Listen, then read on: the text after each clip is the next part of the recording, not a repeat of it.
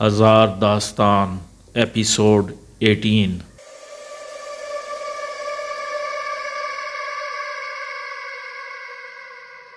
سوچ میں تو اب کمال رائے پڑ گیا تھا۔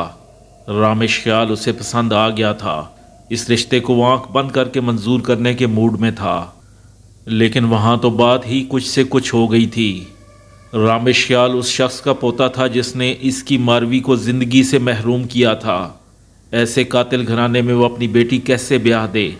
وہ آخر کیا کرے؟ کس سے مشورہ کرے؟ رامش منتقم مزاج آدمی نہ تھا، ساتھ ہی وہ یہ بھی سوچتا تھا کہ اس میں رامش خیال کا کیا قصور ہے؟ اسے اپنے دادا کے جرم کا ذمہ دار کس طرح ٹھہرایا جائے؟ آخر اس کا اپنا باپ بھی تو قاتل تھا۔ اسے یاد آیا کہ رامش کے ماں باپ کو روشن رائے نے ہی قتل کروایا تھا۔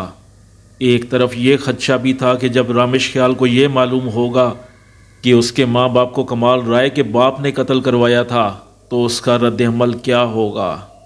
وہ کس طرح ایک ایسی پوتی کو قبول کرے گا جس کا دادا اس کے والدین کا قاتل تھا؟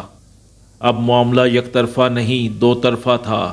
ابھی تو اسے ہی رامش خیال کو قبول کرنے میں ہچکچاہٹ تھی، جب یہ راز فاش ہوگا کہ کمال رائے کا باپ کون ہے تو اس وقت کیا ہوگا؟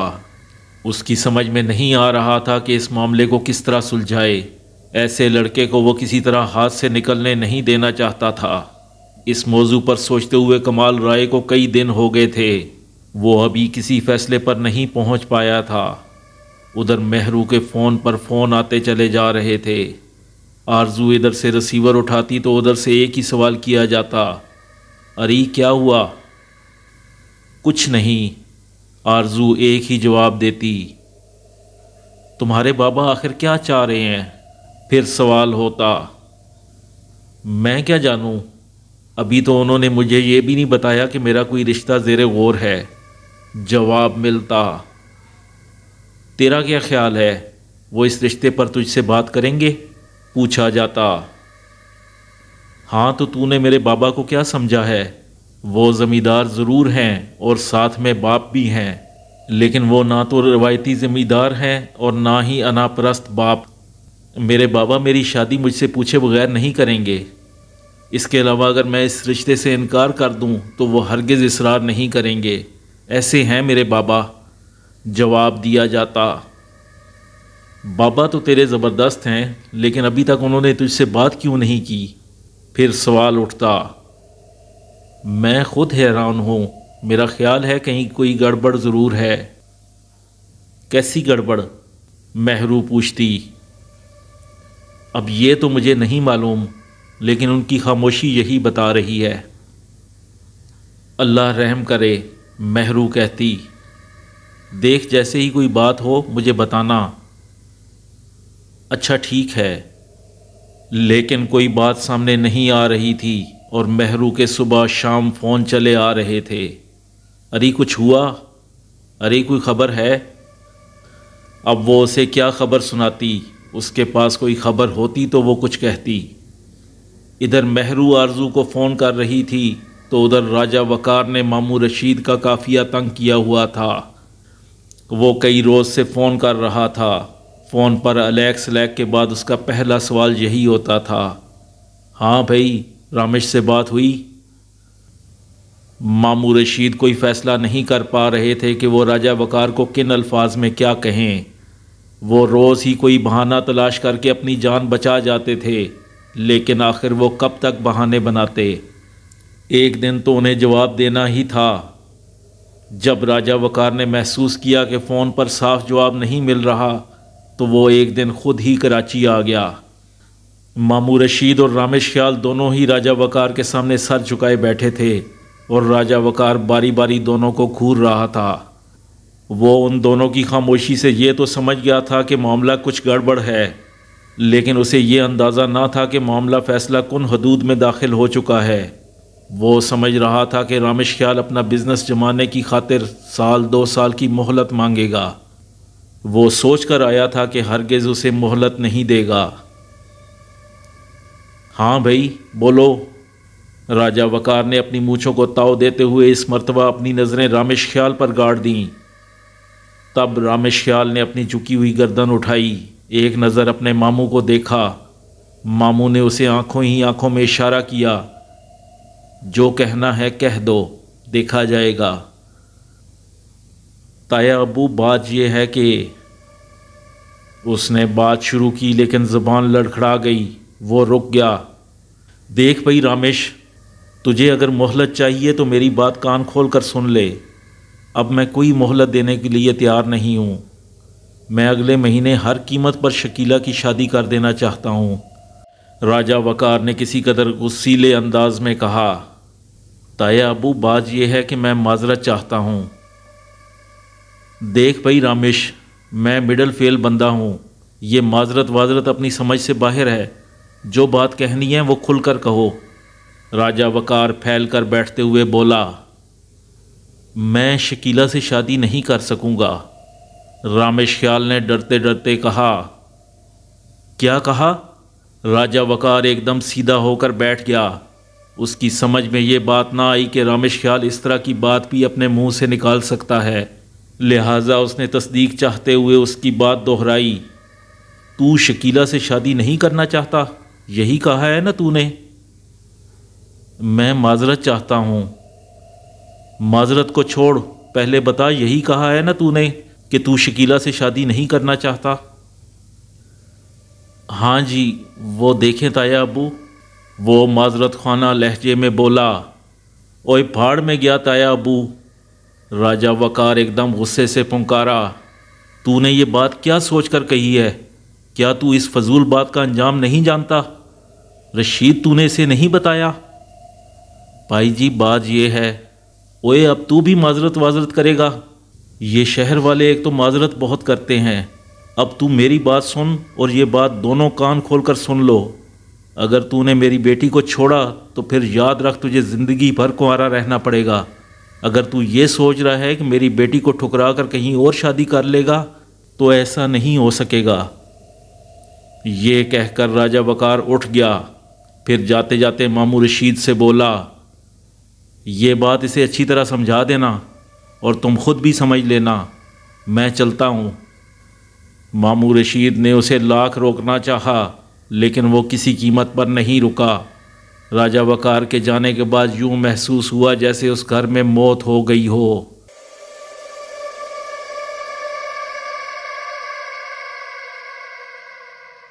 جب کئی دن تک مسلسل سوچنے کے بعد کمال رائے کسی نتیجے پر نہیں پہنچ سکا تو بالآخر اس نے آرزو سے بات کرنے کا فیصلہ کر لیا۔ رات کو کھانے کے بعد وہ آرزو کو گھر کے پچھلے لان میں لے گیا، پھر وہ دونوں ٹہلنے لگے۔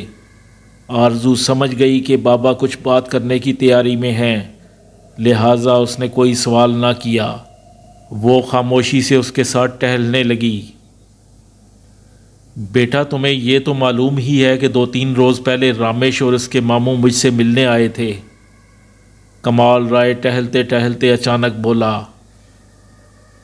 جی بابا، آرزو نے آہستہ سے کہا، معلوم ہے۔ آرزو مجھے نہیں معلوم کہ ان کی آمد کی وجہ کا تمہیں اندازہ ہے کہ نہیں، ہو سکتا ہے کہ تم جانتی ہو سکتا ہے تم نہ جانتی ہو۔ میں تمہیں بتاتا ہوں کہ وہ کیوں آئے تھے۔ ویسے یہ کتنی عجیب بات ہے کہ اس رشتے کے آنے سے پہلے ہی میں رامش خیال کو تمہارے لیے منتخب کر چکا تھا۔ میں سوچ رہا تھا کہ اس موضوع پر تم سے بات کر کے تمہارا فیصلہ اپنی یادداشت میں محفوظ کر لوں، تاکہ جب بھی کوئی صورت سامنے آئے تو مجھے فیصلہ کرنے میں کوئی ہچکچاہٹ نہ ہو۔ یہ بات تم اچھی طرح جانتی ہو کہ میں تم سے اندیا لیے بغیر کوئی رشتہ فائنل نہیں کروں گا۔ جب یہ رشتہ آیا تو میں بہت خوش ہوا۔ جو بات میرے دل میں تھی وہ فوراً ہی ادھر منتقل ہو گئی۔ میں نے سوچا تم سے بات کر کے اس رشتے کو منظور کر لوں گا، لیکن شاید یہ رشتہ تمہاری قسمت میں نہیں۔ اتنا کہہ کر کمال رائے نے گہرا سانس لیا۔ کیوں بابا؟ آرزو نے فکر مندی سے پوچھا۔ رامش کے ماموں نے رامش کی فیملی بیک گراؤنڈ بتاتے ہوئے جو کچھ کہا وہ بس میں ایک حد تک ہی سن سکا۔ میں ان کی بات سنتے ہی سکتے میں آ گیا۔ ایسا کیا کہہ دیا انہوں نے؟ آرزو، رامش کا دادا تمہاری ماں کا قاتل ہے۔ کمال رائے نے انکشاف کیا۔ اوہ! آرزو کے جذبات پر ایک دم اوس سی پڑ گئی۔ لیکن بابا، ان لوگوں نے قتل کا الزام اپنے سر پر کس طرح لے لیا؟ ایسا تو کوئی بھی نہیں کرتا۔ انہوں نے رامش کے دادا کو مورد الزام نہیں ٹھہرایا، انہوں نے تو تمہارے دادا روشن رائے کو مورد الزام ٹھہرایا۔ انہیں معلوم نہیں تھا کہ جس روشن رائے کا وہ ذکر کر رہے ہیں وہ میرا باپ تھا۔ اگر انہیں یہ معلوم ہوتا تو شاید وہ رشتہ ڈالنے کی ہمت ہی نہ کرتے۔ خیر، انہوں نے تذکراً کہا کہ رامش کے والدین کو روشن رائے نے قتل کروایا، اور بیٹا یہ بات بالکل صحیح ہے۔ اچھا بابا، آرزو یہ سن کر مزید پریشان ہو گئی۔ لیکن آپ کہہ رہے تھے کہ میری ماں کو رامش کے دادا نے قتل کرایا۔ یہ بات بھی بالکل صحیح ہے، کمال رائے نے بڑے وثوق سے کہا۔ بابا، اس سے پہلے آپ میری ماں کے بارے میں کوئی اور کہانی سنا چکے ہیں، یہ کہ تمہارے دادا نے تمہیں اور تمہاری ماں کو صحرا میں چھڑوا دیا تھا تاکہ تم دونوں مر جاؤ۔ جی بابا، آرزو نے تائید کی۔ یہ بات بھی صحیح ہے، تمہارے دادا اور میرے باپ نے تم دونوں کے قتل کی سازش کی۔ پھر رامش کا دادا بیچ میں کس طرح آ گیا؟ میری ماں کو اس نے کس طرح قتل کرایا؟ بیٹا، بہت سی باتیں میں نے تم کو بتا دی ہیں، کچھ غیر ضروری قصے میں نے تمہیں نہیں سنائے تھے۔ تمہارے دادا اصل میں کیا تھے یہ بات میں نے کھل کر تمہیں نہیں بتائی۔ فی الحال بات کو سمجھنے کے لیے اتنا سن لو، آئندہ کبھی میں تفصیل سے بتا دوں گا۔ تمہارے دادا ایک انتہائی سفاک شخص تھے، اپنی انا کے پیچھے اگر انہیں میرے قتل کی بھی ضرورت پڑتی تو مجھے یقین ہے کہ وہ کر گزرتے۔ رامش کے دادا راجہ سلیم اور تمہارے دادا روشن رائے ایک زمانے میں بہت اچھے دوست تھے، پھر ایک گھوڑی کی وجہ سے ان دونوں کے درمیان ناچاکی ہوئی اور کچھ ہی عرصے میں وہ ایک دوسرے کی جان کے دشمن ہو گئے۔ قصہ مختصر، دشمنی مول لینے میں تمہارے دادا نے پہل کی، راجہ سلیم کی گھوڑی کو مروایا، پھر راجہ سلیم کی بہو یعنی رامش کی ماں کو قتل کروایا۔ جواب میں راجہ سلیم نے تمہاری ماں کو ٹھکانے لگوایا، جو اونٹ پر پھٹکتی ہوئی کنگن پور پہنچ گئی تھی۔ اس کے جواب میں تمہارے دادا نے رامش کے والد راجہ نسیم کو قتل کروا دیا۔ پھر راجہ سلیم میری جان کا دشمن ہو گیا، مجھ پر کئی قاتلانہ حملے ہوئے۔ جب اس کے بندے مجھے قتل کرنے میں ناکام رہے تو راجہ سلیم بنفس نفیس میرے قتل کے لیے نکلا۔ اس نے بڑے منظم طریقے سے میرے قتل کی منصوبہ بندی کی، لیکن اللہ کو کچھ اور منظور تھا۔ وہ مجھے قتل کرنے کی بجائے غلطی سے اپنے ملازموں کے ہاتھوں مارا گیا، تب جا کر یہ سلسلہ رکا۔ تمہارے دادا نے جو عبرت ناک اور اذیت ناک موت پائی اس کے بارے میں تمہیں بڑی تفصیل سے بتا چکا ہوں۔ کمال رائے بڑی افسردگی سے بولا۔ بابا، یہ انسان اس قدر سفاک کس طرح بن جاتا ہے؟ آرزو نے پرفکر لہجے میں کہا۔ اگر دولت، جائیداد اور زمین انسان کو سفاک بنا دیتی ہے تو بابا آپ ایسے کیوں نہیں ہیں؟ آپ بھی تو اپنے علاقے کے ایک بڑے وڈیرے ہیں۔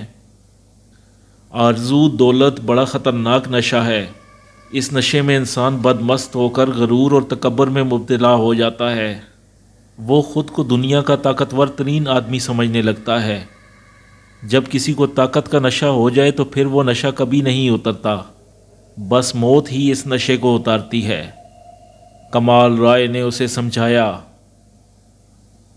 اچھا بابا، اس مسئلے کو چھوڑیں، اب آگے بات کریں، آپ نے کیا سوچا؟ آرزو، میری سمجھ میں کچھ نہیں آ رہا، قسمت نے ہمارے ساتھ عجیب کھیل کھیلا ہے۔ جس ماحول سے میں تمہیں بچا کر اور خود بچ کر یہاں آیا، اس پس منظر نے ہمارا ابھی تک پیچھا نہیں چھوڑا۔ بیٹا، آدمی اچھا بننا بھی چاہے تو برا ماضی اسے اچھا بننے نہیں دیتا۔ ابھی تو رامش کو ہمارے بارے میں کچھ نہیں معلوم، جب معلوم ہوگا تو وہ اس رشتے سے یقیناً دستبردار ہو جائیں گے۔ آخر اس پوتی سے کون شادی کرے گا جس کا دادا لڑکے کے والدین کا قاتل ہو؟ لیکن بابا، ہم تو قاتل نہیں، آپ نے تو کسی کا قتل نہیں کیا، رامش کے والد تو کسی کے قاتل نہیں تھے۔ آرزو پرجوش لہجے میں بولی۔ پھر ہم کیوں ڈریں؟ میں بھی اسی نتیجے پر پہنچا ہوں کہ ہمیں اپنا بھیانک ماضی بھولنا ہوگا۔ بابا اگر آپ میری مانیں تو رامش کے ماموں کو سب کچھ صاف صاف جا کر بتا دیں۔ اگر ان لوگوں میں انسانیت ہوگی، ماضی بھولنے کی صلاحیت ہوگی اور دوسروں کو معاف کرنے کی خصوصیت ہوگی تو ٹھیک ہے، ورنہ وہ اپنے گھر خوش اور ہم اپنے۔ آرزو نے اپنا فیصلہ سنایا۔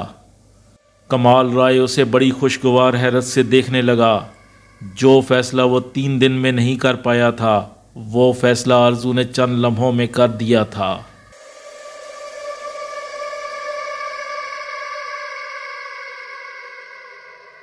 پھر وہ قیامت کی رات آئی، وہ قیامت کی گھڑی جس کے بارے میں پیش گوئی کی گئی تھی کہ وہ آگے آ کے رہے گی۔ 15واں سال آرزو پر بہت بھاری ہوگا۔ وہ سلسلہ شروع ہو چکا تھا۔ اس شام ستارہ نے آرزو کو پکڑ کر زبردستی اس کے سر پر تیل تھوپ دیا تھا۔ بس وہ غلطی سے ستارہ کے سامنے یہ کہہ بیٹھی تھی کہ آج اس کا سر بھاری ہو رہا ہے۔ وہ فوراً ہی کچن سے تیل کی شیشی اٹھا لائی اور اس کے نہ کرنے کے باوجود اس نے تیل کی شیشی اس کے سر پر الٹ دی۔ ویسے ستارہ مالش بہت اچھی کرتی تھی۔ بالآخر وہ بھی لالچ میں آ گئی اور اس کے سامنے سر جھکا کر بیٹھ گئی۔ چکنا سر آرزو کو بہت برا لگا تھا۔ وہ چاہتی تھی کہ تیل لگوائے اور ادھر جا کر نہا لے، مگر ستارہ نے اس پر پابندی عائد کر دی کہ کم از کم 3 گھنٹے تک سر نہیں دھونا ہے۔ اس کا خیال تھا کہ آرزو کے بال کمزور ہو رہے ہیں، اس طرح وہ تندرست اور توانا رہیں گے۔ آرزو جانتی تھی کہ ستارہ اس سے بہت محبت کرتی ہے، لہٰذا وہ کبھی کبھی اس کا دل رکھنے کے لیے اس کی بات مان لیتی تھی۔ ان چکنے بالوں کے ساتھ وہ سو نہیں سکتی تھی، لہٰذا وہ واش روم میں نہانے کے لیے گھس گئی۔ اس وقت رات کے 11 بجے تھے۔ 15-20 منٹ میں وہ شاور لے کر باہر نکلی اور آئینے کے سامنے کھڑے ہو کر ڈرائر سے بال سکھانے لگی۔ کمرے کا دروازہ بند تھا، پردے پوری طرح گرے ہوئے تھے، لہٰذا وہ جسم پر محض ایک گاؤن ڈالتی ہوئی واش روم سے باہر آ گئی تھی۔ بال سکھاتے سکھاتے اچانک اس کی نظر اپنے پیٹ پر پڑی۔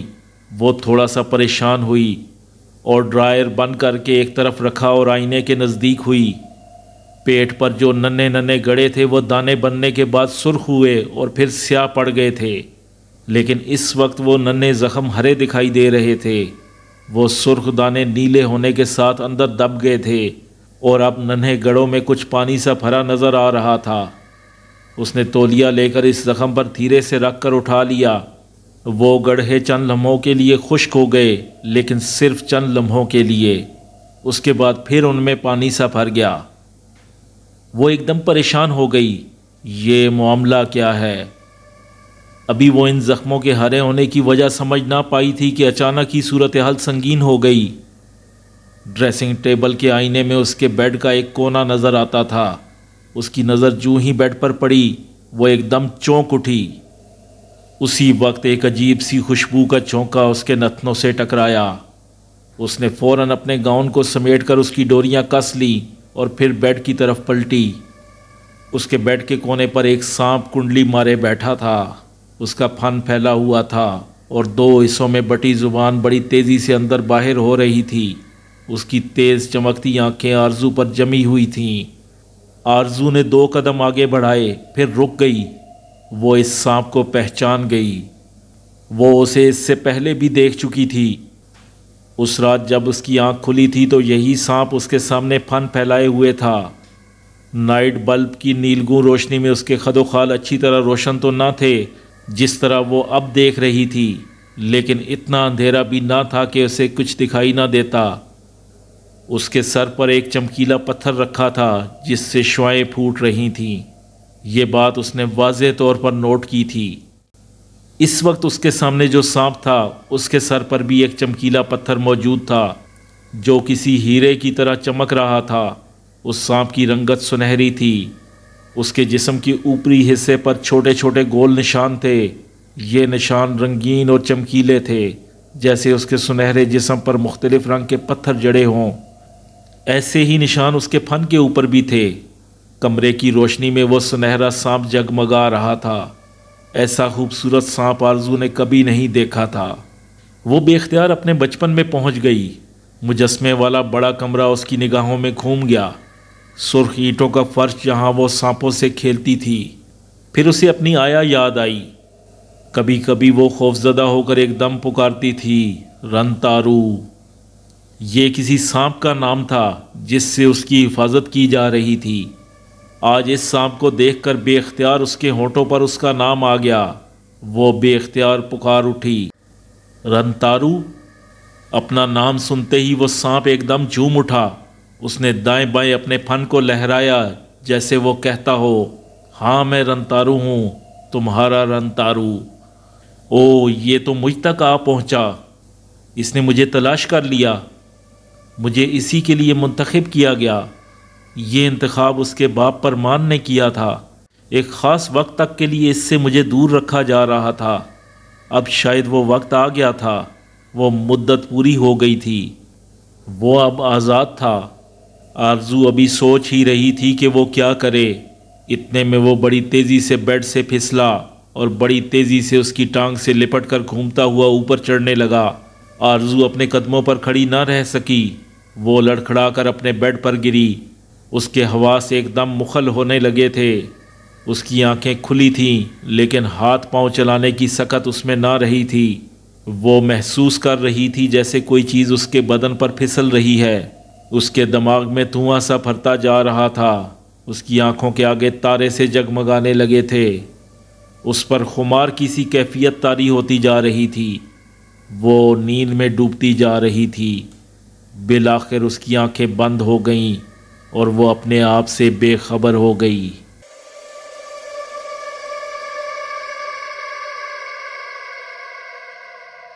صبح پھر وہی مسئلہ ہوا۔ آرزو کا کمرہ بند تھا اور ستارہ دروازہ بجا بجا کر تنگ آ چکی تھی۔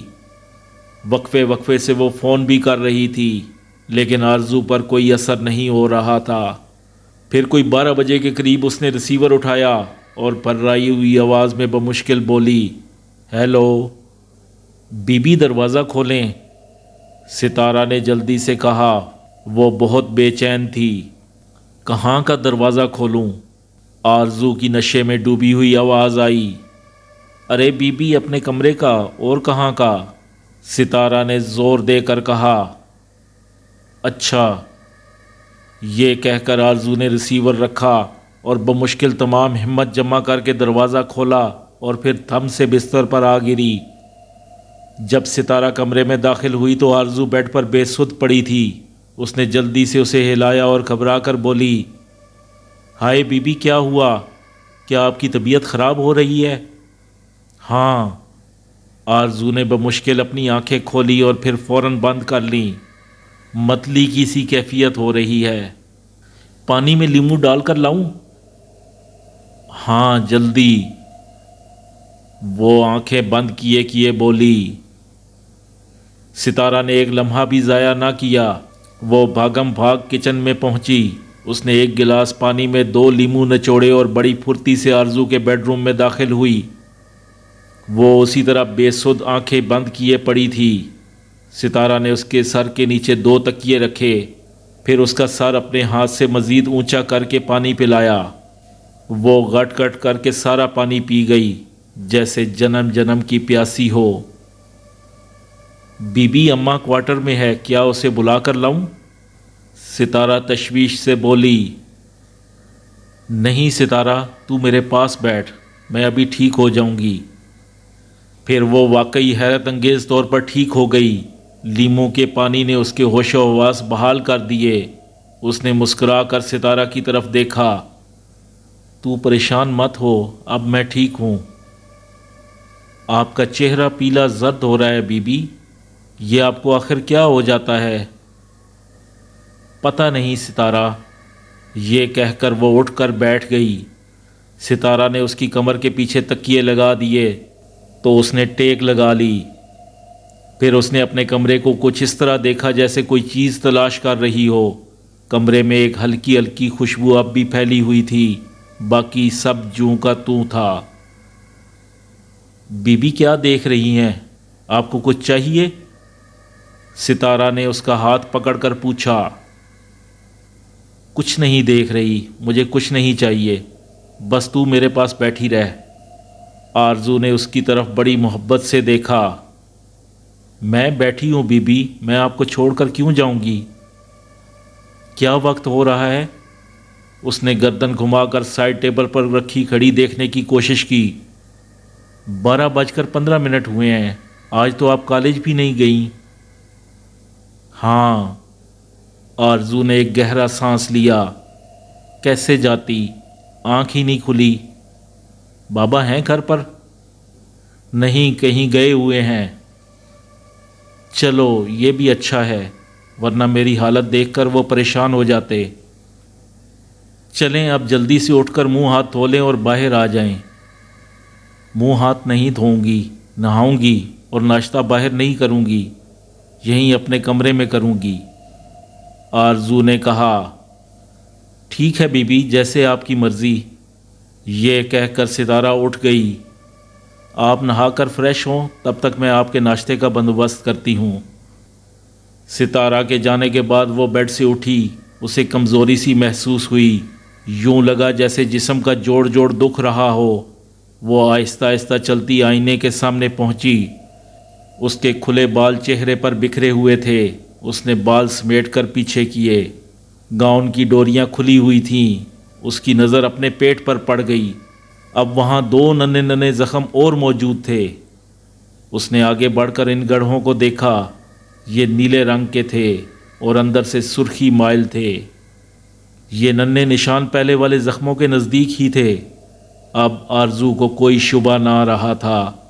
اسے یقین ہو گیا تھا کہ اسے رات کو رنتارو نے ڈسا ہے۔ پھر اس خیال نے اسے پریشان کر دیا۔ اس نے اپنا چہرہ دیکھا۔ اس کا گلابی چہرہ زرد ہو رہا تھا۔ پھر اسے رات کی کیفیت یاد آئی۔ رنتارو کا ٹانگ سے لپٹنا، اس کا لڑکھڑانا اور بیڈ پر گرنا، ریشمی بدن پر اس کا پھسلنا۔ اس نے یکدم خوفزدہ ہو کر اپنے خوبصورت جسم کو دیکھا۔ اس کا جسم صحیح سلامت تھا۔ پیٹ پر کاٹنے کے نشان کے علاوہ اور کہیں کوئی نشان نہ تھا۔ یہ اس کے ساتھ کیا ہو رہا تھا؟ وہ یہ سوچتی ہوئی واش روم میں چلی گئی اور اس نے پورا شاور اپنے سر پر کھول دیا۔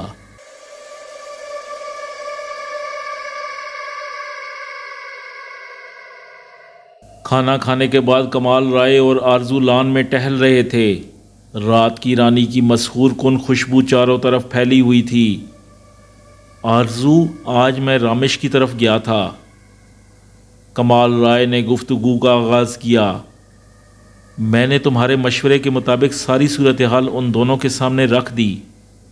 ہر وہ بات بتا دی جس کا بتانا ضروری تھا۔ پھر کیا ہوا بابا؟ آرزو بے قراری سے بولی۔ جب انہیں یہ معلوم ہوا کہ روشن رائے میرا باپ تھا تو دونوں کے چہروں پر ہوائیاں اڑ گئیں۔ وہ غصے میں نہیں آئے؟ آرزو نے پوچھا۔ نہیں، غصے میں نہیں، یہ بات سن کر پریشان ہو گئے۔ کیا آپ نے انہیں میری ماں کے بارے میں نہیں بتایا کہ راجہ سلیم میری ماں کا قاتل تھا؟ ہاں، پھر میں نے یہ بھی بتا دیا، کمال رائے بولا۔ یہ سن کر تو ان کے ہوش ہی اڑ گئے۔ صاف ظاہر ہے ایسا ہی ہونا تھا، آرزو بولی۔ لیکن بیٹا، رامش نے تو مجھے حیران کر دیا۔ مجھے نئی نسل کے نمائندے سے ایسی توقع نہ تھی۔ کیا کہا انہوں نے؟ آرزو نے پوچھا۔ وہ بولا، میں اپنے دادا کے اس بھیانک جرم کی معافی مانگتا ہوں۔ میں شرمندہ ہوں کہ میں ایسے دادا کا پوتا ہوں، کمال رائے نے بتایا۔ بیٹا، اس کی اس بات سے میں بہت متاثر ہوا۔ جو بات مجھے پہلے کہنی چاہیے تھی وہ اس نے کہہ دی۔ تب میں نے اس سے کہا کہ اب میں کیا کہوں، میرے باپ کے جرائم اتنے بھیانک ہیں کہ میں تم سے معافی بھی نہیں مانگ سکتا۔ بس اتنا ہی کہہ سکتا ہوں کہ روشن رائے کا جرم ناقابل معافی ہے اور میں اس کا بیٹا کمال رائے اس کے ہر جرم کی سزا بھگتنے کو تیار ہوں۔ میری بات سن کر وہ بولا کہ آپ اپنے باپ کے کیے کی سزا کیوں پائیں؟ میرے ماں باپ تو اب واپس نہیں آ سکتے۔ جو ہونا تھا وہ ہو چکا۔ اب ہمیں اپنے ماضی کو بھلا کر ایک نئے دور کا آغاز کرنا ہوگا۔ بیٹا، رامش خیال ایسا باشعور اور روشن خیال لڑکا ہے، میرے تصور میں بھی نہ تھا۔ اس نے مجھے پہلی ملاقات میں ہی متاثر کیا تھا۔ اور میں نے اسے دیکھ کر ایک فیصلہ کر لیا تھا جو میں تمہیں بتا چکا ہوں۔ اس کی باتیں سن کر مجھے اپنے انتخاب پر فخر ہوا۔ جب ماضی کے سارے قصے بیان ہو گئے، دل کی قدورتیں نکل گئیں اور یہ طے ہو گیا کہ ماضی کو بھلا کر ایک نئے دور کا آغاز کرنا چاہیے، تب ایک اور الجھن سامنے آئی۔ کمال رائے یہ کہہ کر خاموش ہو گیا۔ وہ کیا بابا؟ آرزو نے پوچھا۔ رامش خیال کی اس کے تایا راجہ وقار کی بیٹی سے کافی عرصہ پہلے منگنی ہو چکی ہے۔ ارے لیکن مہرو نے مجھے اس بارے میں کچھ نہیں بتایا۔ نہیں بتایا ہوگا، پہلے میری بات سن لو، پریشان مت ہو۔ رامش خیال نے اپنے طور پر ہی اس معاملے کو صاف کر دیا ہے۔ اس نے اپنے تایا سے جو شادی کی تاریخ طے کرنے آئے تھے، شادی سے انکار کر دیا ہے اور تایا راجہ وقار اسے دھمکی دے کر جا چکے ہیں۔ پھر بابا؟ آرزو نے کمال رائے کی طرف سوالیہ نگاہوں سے دیکھا۔ پھر بابا یہ ایک نئی دشمنی کا آغاز ہو گیا ہے۔ راجہ وقار ایک روایتی وڈیرا ہے۔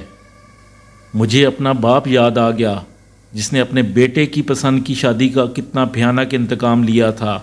وہ تو تایا ہے، پھر اس نے اس کی بیٹی کو ٹھکرا دیا ہے۔ اگر وہ اب اپنی پسند سے شادی کرتا ہے تو نہ صرف اس کی جان خطرے میں پڑے گی، ساتھ ہی اس کی بیوی بھی جان سے جائے گی۔ بیٹا اب تم ہی سوچو، میں اپنی کائنات کی جان کس طرح خطرے میں ڈال دوں؟ بابا آپ کیا چاہتے ہیں؟ آرزو کہتے کہتے ایک دم رک گئی۔ جواب میں کمال رائے نے جو کچھ کہا اسے سن کر آرزو حیرت زدہ رہ گئی۔ کمال رائے نے کہا تھا، بیٹا اب مجھے اس رشتے سے انکار کرنا ہوگا۔ نہیں بابا، ایسا کس طرح ہو سکتا ہے؟ آرزو نے دھیمے مگر مستحکم لہجے میں کہا۔ بیٹا میں تمہیں کسی مشکل میں پھنسانا نہیں چاہتا، کمال رائے نے فکر مند ہو کر کہا۔ بابا اب پیچھے نہیں ہٹنا، جو ہوگا دیکھا جائے گا۔ آرزو تم نہیں جانتی ہو کہ یہ کس قسم کے لوگ ہوتے ہیں۔ یہ لوگ دیکھتے سب کچھ ہیں، بولتے سب کچھ ہیں، لیکن سنتے کسی کی نہیں۔ میں اپنے باپ کے روپ میں ان وڈیروں کو دیکھ چکا ہوں۔ میں آگ میں جل چکا ہوں، اس آگ میں اپنی بیٹی کو کس طرح جھونک دوں؟ بابا میں آپ کے جذبات سے اچھی طرح آگاہ ہوں۔ میں جانتی ہوں مجھے ہونے والی ذرا سی بھی تکلیف آپ کو سولی پر لٹکا دے گی، لیکن بابا آپ کو ہمت کرنا ہوگی۔ آرزو میں بزدل نہیں ہوں، میں اپنی جان پر کھیل سکتا ہوں، لیکن تمہاری جان کو خطرے میں نہیں ڈال سکتا۔ بابا بات اب بہت آگے بڑھ چکی ہے۔ رامش خیال اس رشتے سے انکار کر چکے ہیں، اب ہمیں انہیں تنہا نہیں چھوڑنا چاہیے۔ آرزو نے یہ بات بڑی سادگی سے کہہ دی۔ یہ ایک بھاری جملہ تھا۔ اس نے بڑی سادگی مگر بڑے یقین سے اپنی رائے کا اظہار کر دیا۔ وہ چاہتی تھی کہ رامش خیال کو کسی طور پر اکیلا نہ چھوڑا جائے۔ جس لڑکے نے اپنے خاندان میں اعلان جنگ کر دیا تھا تو اس جنگ میں شامل ہونے سے وہ کس طرح رہ جاتی، جبکہ یہ جنگ اسی کے حصول کے لیے لڑی جا رہی تھی۔ آرزو یہ ایک پرخطر رستہ ہے، تم کیوں اپنے باپ کی جان سولی پر لٹکانا چاہتی ہو؟ بابا زندگی بذات خود ایک پہیلی ہے، حادثات سے بھری، کون جانے اگلے لمحے کیا ہونے والا ہے۔ لگنے والی ٹھوکر ہمیں موت کی وادی میں لے جائے گی یا خوش قسمتی کا در وا کر جائے گی۔ بابا آپ جس خطرے سے ڈرا رہے ہیں، ہو سکتا ہے کل قسمت آپ کی بیٹی کو اس سے بھی سنگین خطرے میں پھنسا دے، پھر آپ کیا کریں گے؟ راجہ وقار سے بڑا کوئی اور خطرہ نہیں ہو سکتا۔ وہ اپنی بیٹی کے انتقام میں اندھا ہو کر جانے کیا کر گزرے۔ میں تمہیں جان بوجھ کر موت کی وادی میں نہیں دھکیل سکتا۔ بابا کیا پتہ قسمت مجھے کہاں دھکیل کر لے جائے۔ راجہ وقار تو گولیوں کی ہی موت دے گا، ایک آسان موت۔ کون جانے تقدیر مجھے کسی ایسے عذاب میں مبتلا کر دے کہ میں مرنا بھی چاہوں تو نہ مر سکوں۔ آرزو نے بڑے کھوئے کھوئے لہجے میں کہا۔ ارے آرزو یہ تم کس طرح کی بات کر رہی ہو؟ بیٹا کیا تم پاگل ہو گئی ہو؟ بابا ابھی تو میں پاگل نہیں ہوئی، لیکن میں آپ کو یہ بتانے کی کوشش کر رہی ہوں کہ کل تقدیر مجھے کہاں لے جائے کچھ نہیں کہہ سکتی، ہو سکتا ہے مجھے پاگل کر دے۔ اچھا دیکھا جائے گا، تم پریشان مت ہو، میں اس مسئلے کا کوئی حل نکالتا ہوں۔ یہ بات جانے کمال رائے نے کیوں کہی تھی، جبکہ وہ اچھی طرح جانتا تھا کہ اس مسئلے کا کوئی حل نہیں ہے۔ آرزو بھی اچھی طرح سمجھتی تھی کہ اس معاملے کو سلجھانا آسان نہیں، یہ محض طفل تسلی ہے۔ مگر کمال رائے اور کیا کہتا، وہ باپ تھا، ایسا باپ جس کی جان آرزو تھی تو دوسرے کنارے پر رامش خیال تھا۔ وہ یہ بات اب اچھی طرح سمجھ گیا تھا کہ رامش خیال اس کی بیٹی کو پسند ہے، بیٹی کی کیا وہ تو خود اس کی بھی پسند تھا، اس کا انتخاب تھا، اور اسی انتخاب نے اس کی بیٹی کی خاطر ایک عفریت سے ٹکر لے لی ہے، موت کے منہ میں ہاتھ ڈال دیا ہے، اور ایک وہ ہے جو تمام وسائل اور ذرائع ہونے کے باوجود ڈر رہا ہے، بزدلی کا ثبوت دے رہا ہے۔ یہ ٹھیک ہے کہ وہ ایک مثبت آدمی ہے، لڑائی جھگڑے سے دور رہنا چاہتا ہے، امن پسندی اس کا شعار ہے، لیکن یہ کس کتاب میں لکھا ہے کہ کوئی تمہارا گھر جلانے آ جائے تو تم اپنے گھر میں محصور ہو جاؤ اور اسے من مانی کی اجازت دے دو؟ یہ کس نے کہا کہ تم دہشت گرد بن جاؤ؟ لیکن اگر کوئی دہشت گرد تمہاری زندگی کے پیچھے پڑ جائے اور تم اس دہشت گرد سے مقابلے کی سکت بھی رکھتے ہو تو پھر پیچھے ہٹنے کی کیا ضرورت ہے؟ تب اندھیرے میں ایک جگنو چمکا، بابا رامش خیال کو اب ہمیں تنہا نہیں چھوڑنا چاہیے۔ یہ آرزو کے دل کی آواز تھی، اب یہی آواز اس کے دل کی آواز بن گئی۔ بالآخر اس نے طے کر لیا کہ وہ رامش خیال کا ہر قیمت پر ساتھ دے گا، چاہے اس کے لیے اسے کچھ بھی کیوں نہ کرنا پڑے۔ پوری رات اس نے جاگ کر گزاری، وہ کروٹیں بدلتا رہا اور سوچتا رہا، کبھی وہ تھکی آنکھوں سے چھت کو گھورتا تو کبھی آنکھیں موند کر اندیشوں کو بھگانے کی کوشش کرتا۔ وہ بہت سی باتیں سوچتا رہا، قدم قدم پر روشن رائے اس کے سامنے آتا رہا، اس کی ماروی اس کی نظروں میں گھومتی رہی۔ بالآخر صبح ہو گئی۔ اس نے سوچا وہ جس نتیجے پر پہنچا ہے اس نتیجے سے، اس فیصلے سے اپنی بیٹی کو بھی آگاہ کر دے۔ دراصل اس کے ایک جملے نے اس کی کایا پلٹی تھی، ایک ناتواں نے ایک توانا کو توانائی بخشی تھی۔ وہ جلدی جلدی سیڑھیاں اتر کر آرزو کے کمرے کے سامنے پہنچا، اس کا دروازہ کھلا ہوا تھا، وہ جلدی جلدی کالج جانے کی تیاری کر رہی تھی۔ اپنے باپ کو اپنے کمرے کے دروازے پر دیکھ کر وہ ایک دم چونک گئی۔ بابا آپ، خیر تو ہے؟ اس نے بالوں میں برش کرتے ہوئے اپنا ہاتھ روک لیا اور اپنے باپ کا چہرہ بغور دیکھنے لگی۔ ہاں آرزو، بالکل خیر ہے، تم پورے اطمینان سے کالج جاؤ اور اب ہر فکر سے آزاد ہو جاؤ۔ میں نے فیصلہ کر لیا ہے کہ میں رامش خیال کو اب تنہا نہیں چھوڑوں گا، میں اس پر ظلم نہیں ہونے دوں گا، میں اب ہر ظالم کا مقابلہ کروں گا، دیکھتا ہوں کون میری بیٹی کی خوشیاں چھینتا ہے۔ کمال رائے نے آگے بڑھ کر اپنی بیٹی کو اپنی باہوں میں لے لیا۔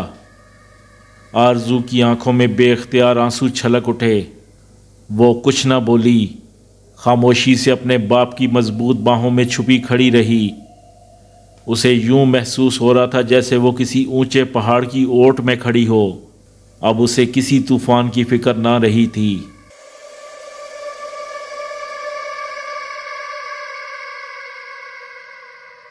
جب وہ گاڑی میں بیٹھی کالج جا رہی تھی تو اس کے چہرے پر اطمینان پھیلا ہوا تھا۔